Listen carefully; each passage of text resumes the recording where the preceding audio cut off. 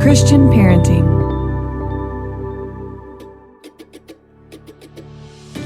Welcome to the Christian Parenting Podcast. I'm your host, Steph Thurling. I'm the Executive Director of Christian Parenting, a mom of 3, and I am so glad that you're here. This is a place where you can bring your real self, no matter what that looks like today, and be given the space, resources, and encouragement you need to set aside perfection and grow into the perfectly imperfect parent God made you to be.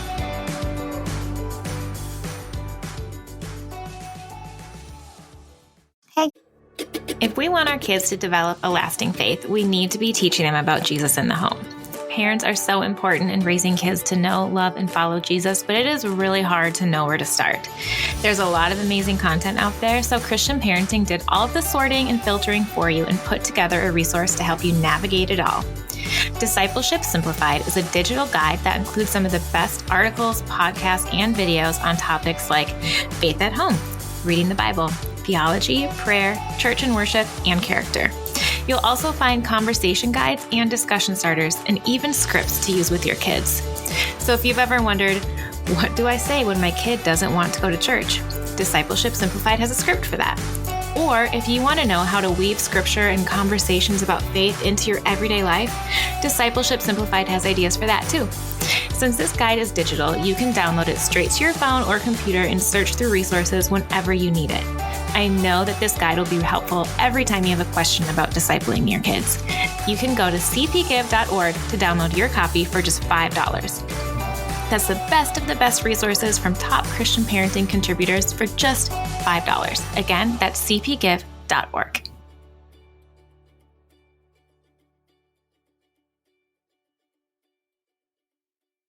Guys, I am so excited about this episode. I think you're really going to love it. I was able to sit down and chat with Korie and Willie Robertson, and many of us know them and their family from the show Duck Dynasty. But today we are talking about the new movie, The Blind.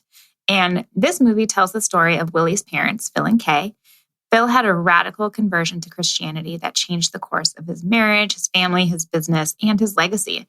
This movie covers it all. It's about hope, redemption, and the power of Jesus. So Willie and Korie share their heart behind making this film, and they share their conviction that no family is too far gone for God to redeem it.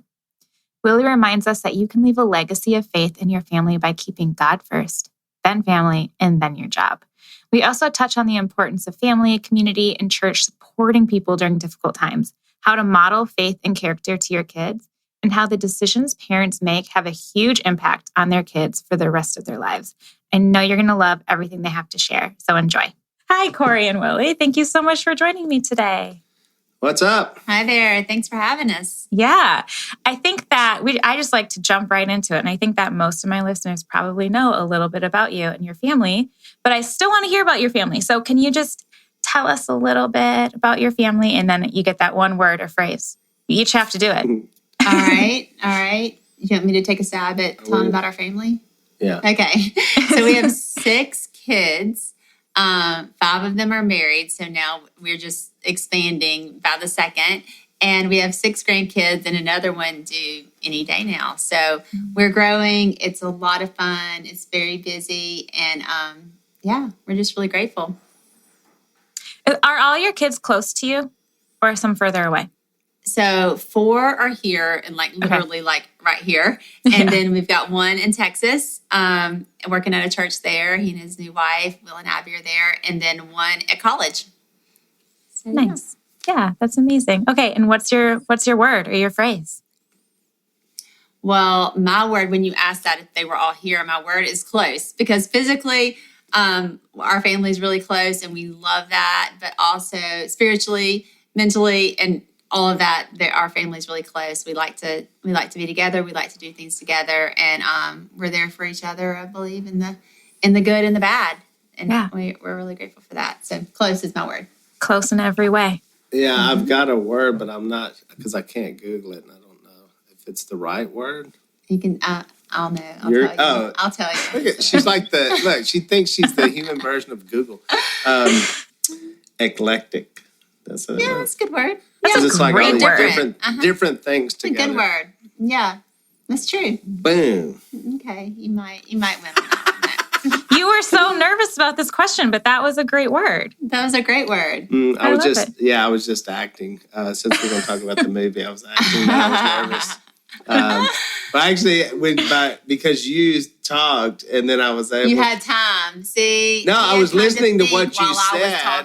And when you said we had 6 kids, and they're this, and I was like, yeah, and they're so different, because I was trying to think of collectively as a family. It's really, I was going to say bubbly. Was my initial word. That's funny. Bubbly. Well, you know what I think is important about saying that our family is eclectic is because I think that what is nice about that and what is nice about this big family is you do learn to get along with people who are different than you. And I think that is something that our world is kind of struggling with right now is like, if you think different than I do, if you look different or you act different or you have different beliefs, then I can't be friends with you.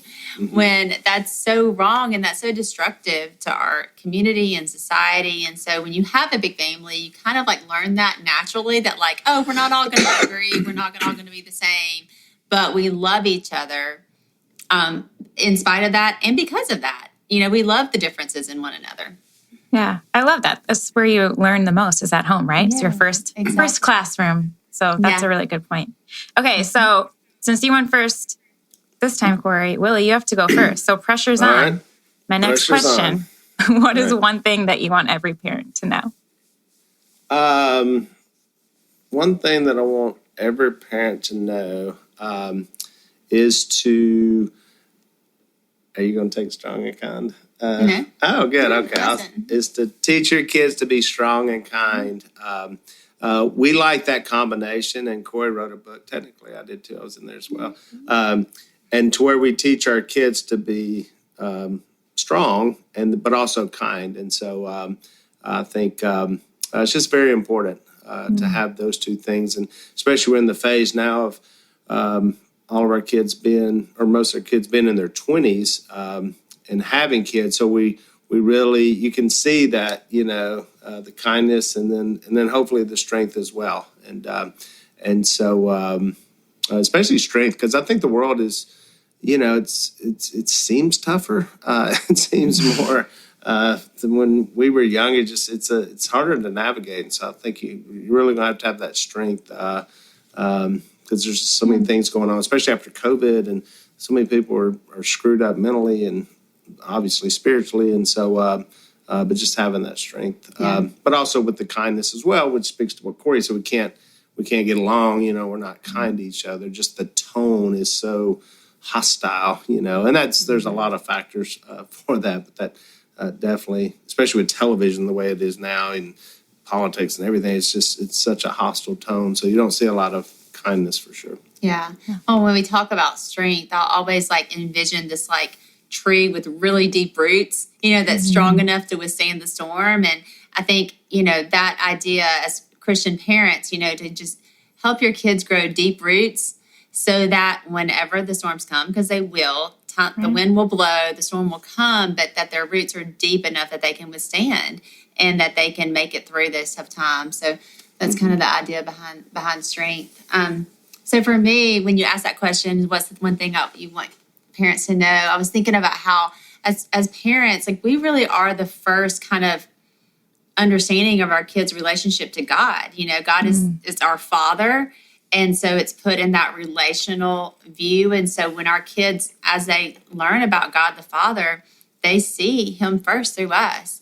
And, you know, the scripture says that God is love. And so I think love is the most important thing that you can give your kids. You know, there's a whole lot of ways you can parent. You can put them on a schedule, or you can not, or you can breastfeed, or you can bottle feed, or you can, you know, all these things.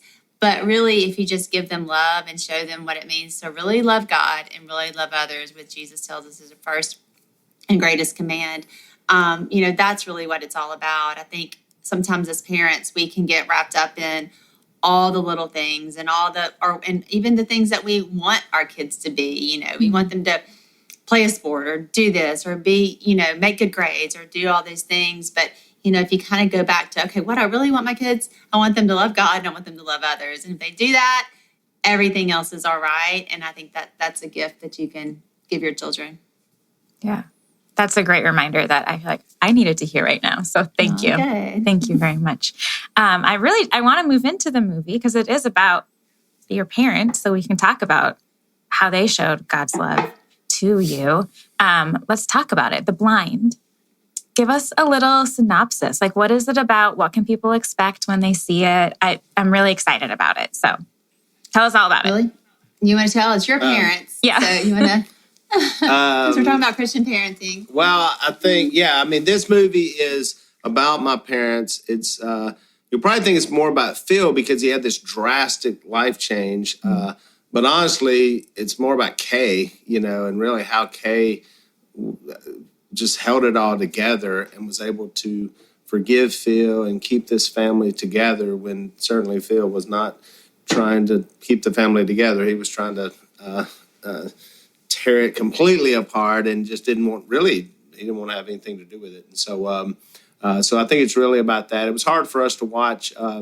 It was so real, it's kind of hard to see that. I think in Christianity where we say, we got to move on and your sins are forgiven and that's your past. And it's all about the future, which is all true, except for when you make a movie about the darkest time of your life. And that's when it's like to live forever. And so, I know even for them, it was a struggle, especially for Phil, just to say, we're going to have an hour and a half of just being terrible. But I'm thankful that he did and he gave it the okay because he knew there's probably a lot of people in his shoes that need to change. And there's probably a lot of families that are perhaps on the verge of splitting up and becoming just another statistic. And so I'm so thankful that he shared his story because everything we've seen from that, if you know anything about us with our TV shows and podcasts and movies and everything we've been able to do is all the byproduct of that. If that doesn't happen, none of that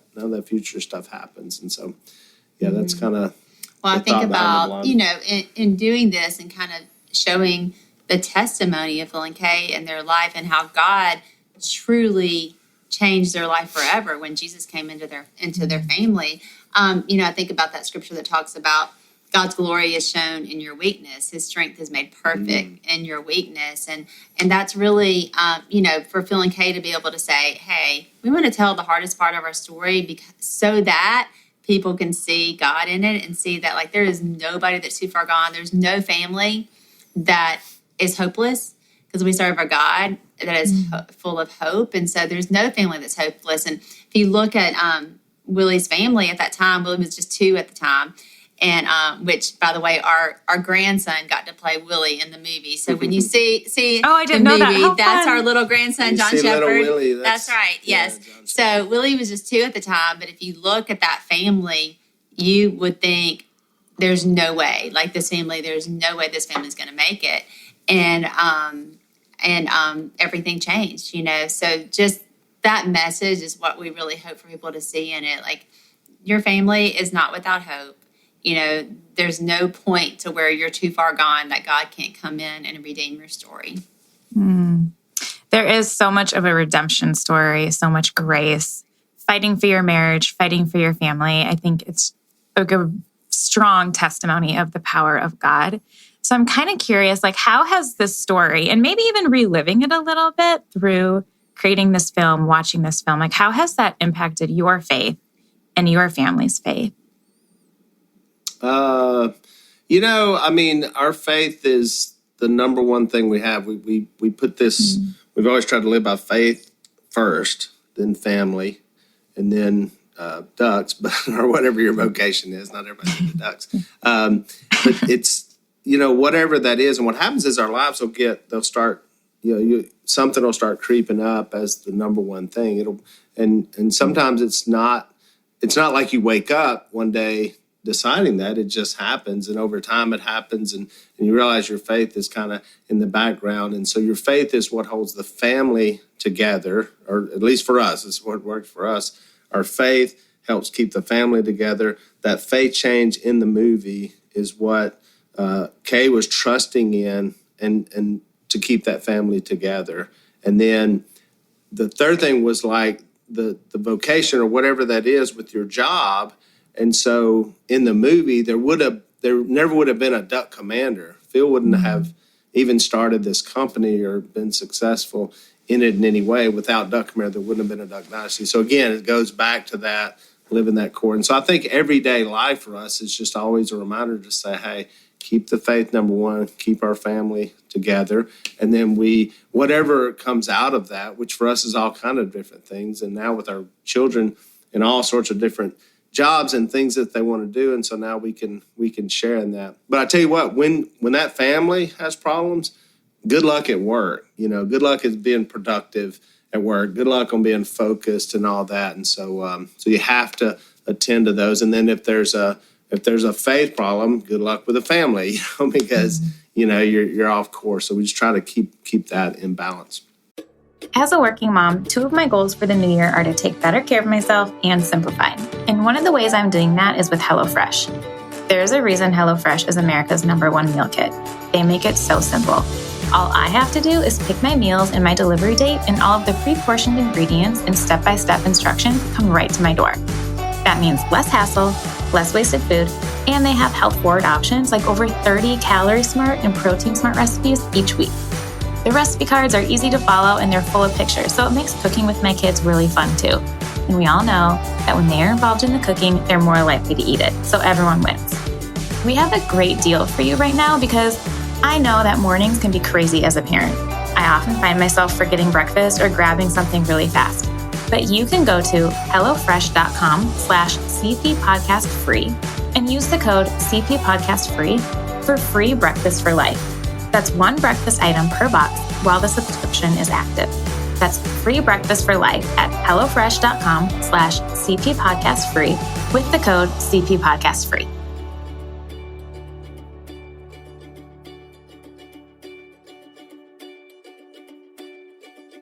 I think one of the things that really strikes me about this film and this story is that it really shows the impact of generational change, kind of like what you're talking about, right? Like, so your dad surrenders his life to Jesus, and obviously it changed him and his marriage, and therefore little Willie and all of your siblings. But what's so important to not overlook is that generational impact, because you have since created your own family, and their faith has impacted your faith and your kids' faith and their kids' faith. And there's like literal generations of believers who are spreading the good news of Jesus because of one radical encounter. And that is so cool to put down in film too. Like what a gift to give the world to show that. When you're watching it, you can see that, if you can imagine, think about Duck Dynasty and what God did through that and through our kids who speak and write and all these kind of things about Jesus, about our faith. If you look back and you see this young couple in Arkansas, living in, a trailer at a point, that they're just running a bar, and think, okay, how could God do that? And it just shows you the power of, when he comes into your life, how it does. It changes everything, and it will change future generations. And that's our prayer for this movie, is that somebody will come and watch this movie, and, they will meet Jesus, and their life will change, their marriage will change, their family will change, and their future generations will change. And we really think that, that through God, the power to do that will happen through this film. And it was a team approach. I think sometimes we think about because in the movie, there's a preacher who goes up actually in this bar and shares his faith with Phil. And so it's like, wow, that guy is we think about his faith, but it's actually Dad's sister, Jan, my Aunt Jan, who's passed away now. But it was, were it not for her begging that preacher, and I'm not sure how much she had to probably encourage him to drive across state lines, go into a bar, share his faith with a crazy guy who did not want to hear it. It was not like Phil invited them up and said, let's have a Bible study at the bar.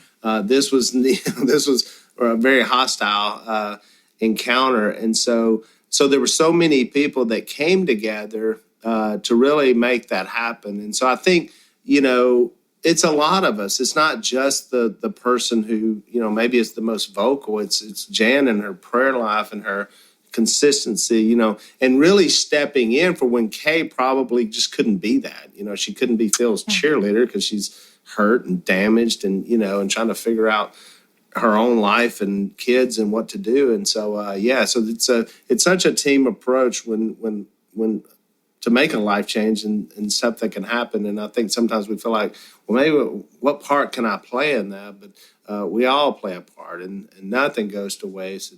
And I'm so thankful. I mean, that even on the movie, I'm a 2-year-old, but I'm thinking all this was happening. I could do nothing about it, and it could have completely screwed my whole life up, from what was fixing to happen in the future.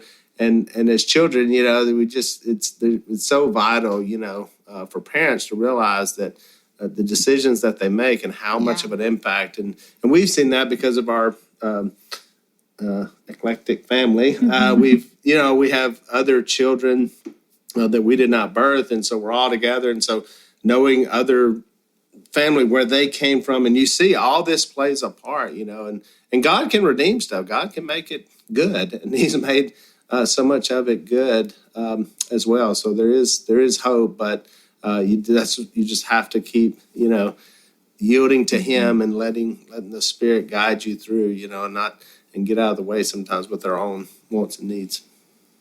I love hearing you describe that because it kind of does bring me back to your original words, eclectic and close. Like, I love that you shared Aunt Jan went and convinced the preacher. So there's sibling closeness there. And then you've raised siblings that are close to each other and you're still close to siblings. I just think that really shows the importance of those values in your family of being close. And I think that's cool. That's generational too. Mm-hmm. There's a really special moment in the film where Phil has just kicked Kay out of the house with her 3 boys. So she's all of a sudden a single mom.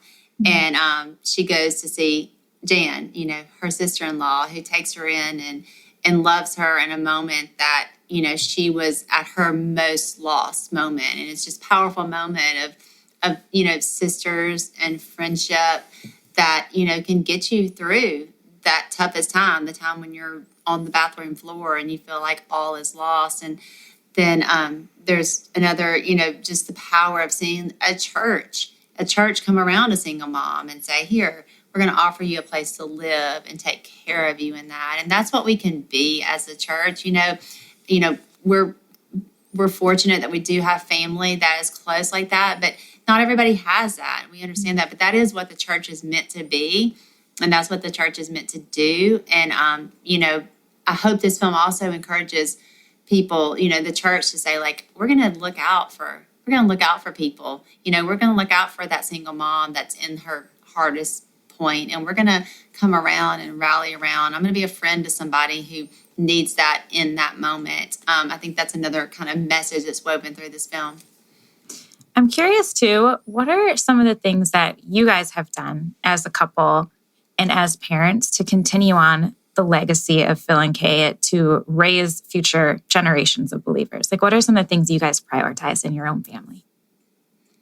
Well, certainly sharing the gospel is one that I've for sure taken on. I have a passion for. I just wrote a book. It'll be out next year, just about that and different ways to do that. And a lot of the stories that I've had through my encounters and learned so much of that from Dad, and once he got radically saved, it was similar to like the Apostle Paul, when he was Saul, and then he was there when Stephen was stoned, and then like the next chapter, he sees Jesus and has this radical change, and then the next verse he's teaching or attempting to teach in the synagogues, to the point where everybody was still scared of him. So that it was just a quick change, this guy made. And Phil was similar to that as well. Like once he figured it out, once he got the gospel, and then he just wanted to share this with as many people as he could. And so I saw that every week, every weekend, him just sitting down and sharing his faith with people and baptizing them out in the river that we lived on. And then once he got known for that, people would bring people to him. People would bring people like he was before. And they were like, you're acting like this guy that I used to know. Now I want to bring, you down there and let Phil share with them. And there's some relationships in the movie that you see where you see Phil ends up people were converted that he was really wild with and did all this stuff with. So that's one of the things that that's impacted me, and just the I think the authenticity just of who they are. Of my parents and how they lived this. It was not just a Sunday morning, where we acted any differently than we did the rest of the week. And so I saw that just really as every day. We talked about the scriptures. We talked about the Bible. We talked about Jesus. We talked about sharing our faith literally every day. We sat around that dinner table, most of it, even to this day. I don't think I've talked of it without him opening his Bible and quoting some scripture, so it's just such a part, I can't even get him to talk about business or anything. It's just always comes back to faith or the Bible or the lack thereof in our country or whatever that is. So.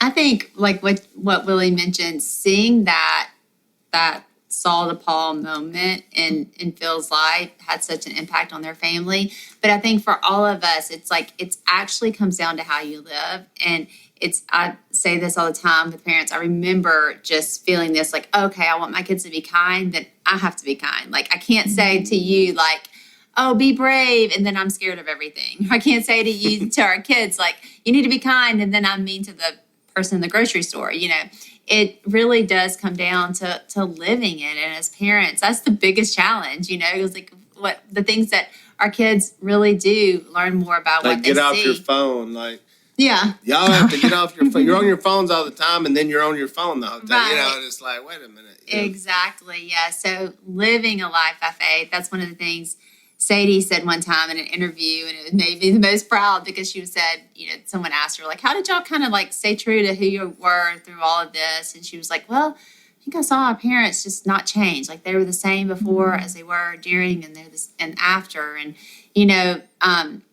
so I really think that it comes down to you've got to grow that within yourself. You cannot be, standing here and water and everything out there and you're not getting the water. You got to water your own well. You've got to be, in the Word yourself. You got to, develop that relationship with Jesus Christ yourself so that you can, live that as your kids see that on your day-to-day walk. That's really good. I feel like this film comes out at such perfect timing, and I'm sure you were intentional in how and why you decided to create this film, but I think we're living in a time where people are craving so much hope. We're just living in a crazy time, and I think everyone's a little confused about what do I believe? Who do I listen to? What am I doing? And we're all craving some hope. And as believers, we know where our true and ultimate hope comes from. So I just appreciate that you're being bold in the faith in creating this. For anyone who's listening and who then watches the film and just sees themselves in this movie, whether it's because they're battling something or they're praying for someone to encounter Jesus like your aunt, or they feel like they need change in their family, what encouragement do you have for those people who just really see themselves in this film?